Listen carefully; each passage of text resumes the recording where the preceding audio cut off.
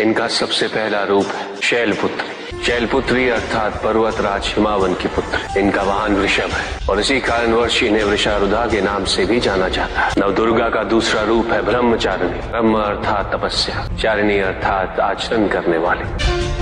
ये रूप उस ज्ञान व आचरण का प्रतीक है जिसके माध्यम से इन्होंने मुझे अपने पति के रूप में प्राप्त किया। नवदुर्गा का तीसरा रूप है चंद्रघंटा। मस्तक पे घंटे के आकार में आधा चंद्र। ये रूप अत्यंत शांतिदायक कल्याणकारी है।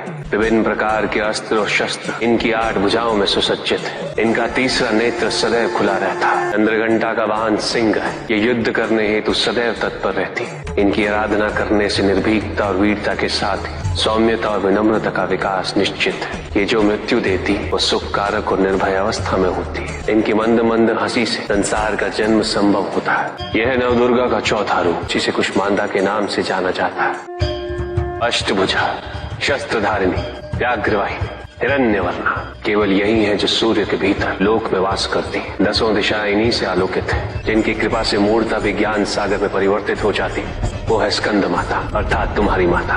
नवदुर्गा का 5वां रूप सिंह वाहिनी और इनकी उपासना द्वारा मोक्ष का मार्ग सुलभ होता है। जिस रूप में इन्होंने महिषासुर का वध किया वो कात्यायनी कहलाता है।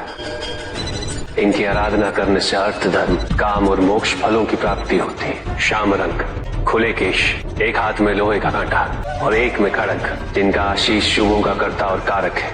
ये रूप काल रात्रि रूप कहलाता है। ये अंधकार का विनाश करती हैं। इनकी आराधना करने से असुरी शक्तियां भी भयभीत हो जाती हैं। श्वेत वर्ण, श्वेत वस्त्रों से सुसज्जित, चतुर्भुज, त्रिशूलधारी, तालवाद्य धारण करने वाली ये इस रूप में अपने उपासकों को अवदान देती। ये इनका महागौरी रूप है। माँ दुर्गा का 9वां रूप सिद्धदात्री कहलाता है।